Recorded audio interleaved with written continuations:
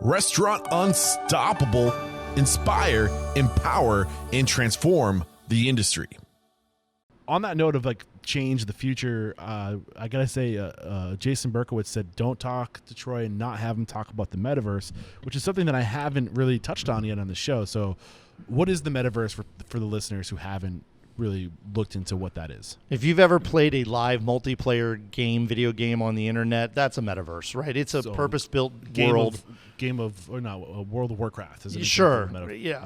Any of the shooter games, even the football or sports games. If you're interacting live with people from all around the world through a central server type environment, that is a metaverse. And so that concept is just getting out beyond gamification and is becoming more readily used in other industries. I can tell you one of our businesses is in we have a partnership and have an EXP Realty brokerage, and so we're in the real estate side to help our customers and ourselves service our own real estate needs. And so EXP is a digital only brokerage. When it came to the market, it didn't build your local Remax or your local Keller Williams store that you would walk into and meet a realtor and sign your paperwork. It's all digital first. And so their corporate world headquarters is the only office there is, and it's fully digital in a metaverse that they built of their own. They built their own world, EXP world environment. And, that was a huge eye-opener for me about 4 years ago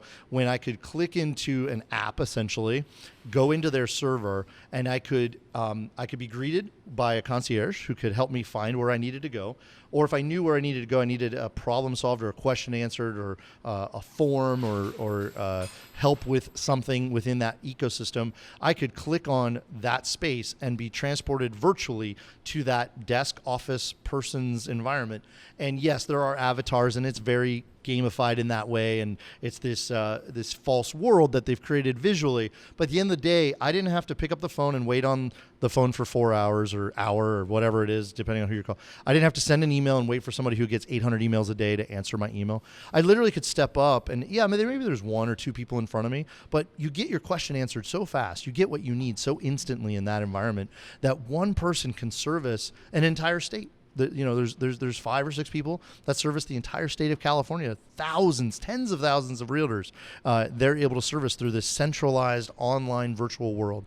And so that's an example of a metaverse. And now what we're starting to see, obviously, with Facebook developing Meta and many, many other projects, many other people building singular purpose. There's metaverses being built for artists, music artists, visual artists to manage and work in a community. These are just community centers essentially on the online world.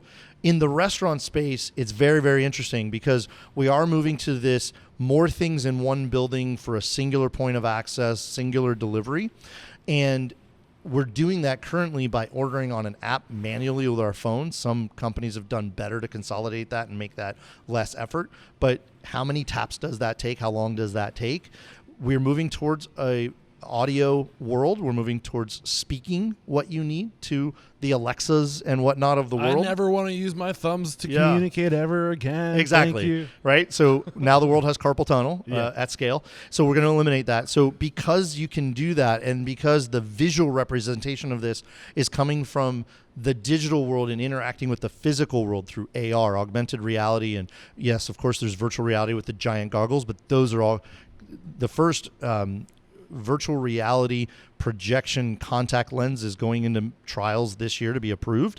So we'll be sticking a contact in our eye that is a TV.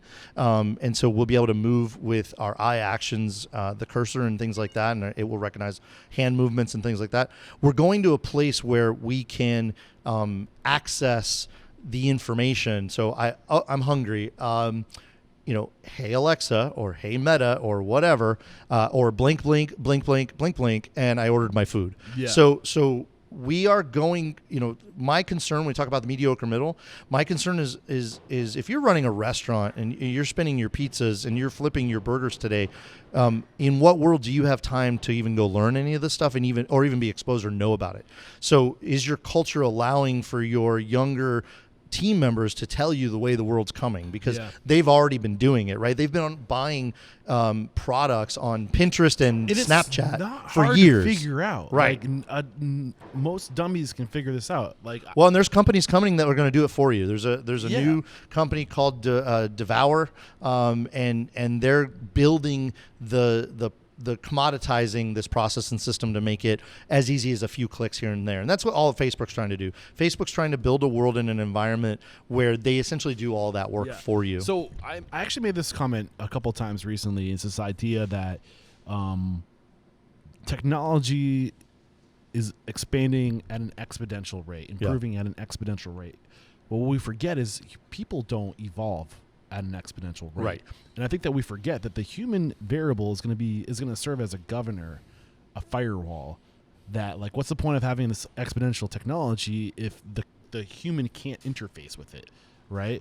So you're seeing this with Elon Musk trying to figure out how to Terrifying. connect AI with the brain, just and what you're talking about with, like, I think the future of technology is how do we look at humanity, humans, and the evolution of humans, and how do we get technology to coexist and take the path of least resistance to evolve around this governor, the human, of this thing that can't evolve at the same rate. So it's gonna be interesting. I think, like, it's gonna be, I don't know, I think the future, there's a lot of money in the study of us and how we work in anthropology, and I think that the answers to our future is in looking to our past and figuring out where we came from and what we are and how we evolved and how we go with the grain, right? Because we're not going to change overnight. And this is one thing that doesn't come up a lot into this side. For people listening to all the crazy noises, we are in a brewery right now. We're actually going to be talking to Said Moses in a little bit. They're starting to open things up. There's pinball behind me, so you guys can hear. There's some fun games. I think we're going to go do some skee ball after this.